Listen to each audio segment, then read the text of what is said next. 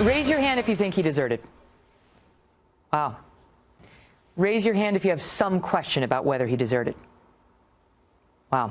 He's not a hero, and he did not serve with distinction, and that's a spit in the face to everyone who joined the Army and anyone who died looking for him. Well, that was a clip from our interview with some of the platoon members who served along with Sergeant Bo Bergdahl. Those soldiers coming forward after Bergdahl was released in exchange for 5 Taliban commanders more than a year ago. While some administration officials tried to discredit those men, the Army did wind up charging Bergdahl with desertion.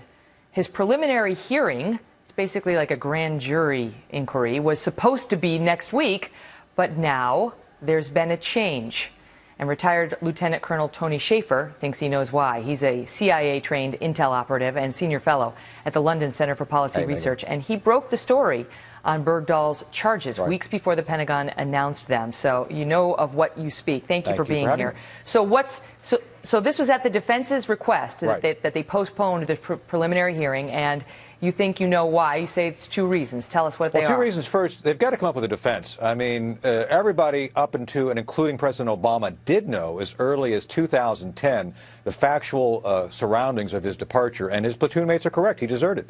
So you got to find a scapegoat. Well, Megan, enter Fox News and his platoon mates.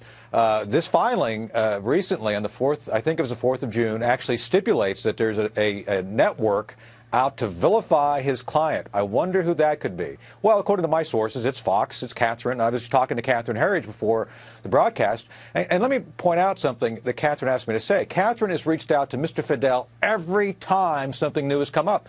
Fidel, the lawyer for defending Bergdahl, he basically says no comment. So vilification, no.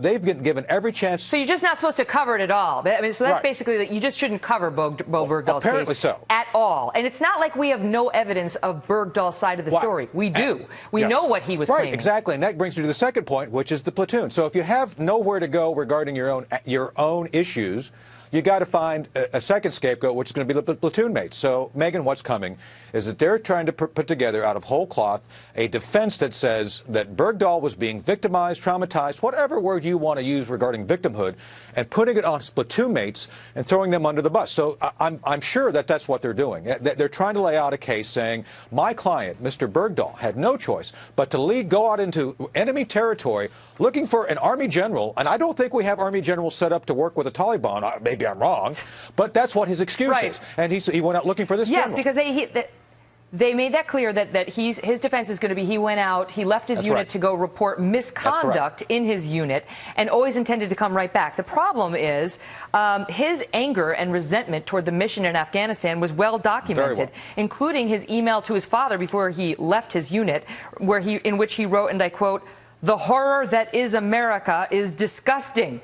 It doesn't really jive that well with, it was all my platoon mates. I was ready to be there till the end. Oh, no, and I agree. No, and look, Megan, look, I was disgruntled with the war in Afghanistan. I wrote a book about it, a bestseller called Operation Dark Heart. There were mistakes made. You don't walk away and join the enemy if you're not happy with the way things are. You try to improve your situation as best you can.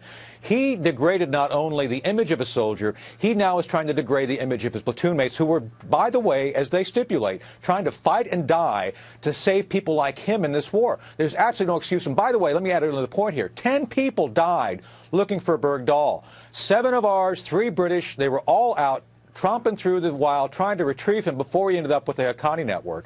This actually is as worse as you can get without having, and talk about traumatized people. I've seen people at Walter Reed who lose arms and limbs. So I don't want to hear about Bergdahl being traumatized, his family suffering from these actions. It does not make any sense.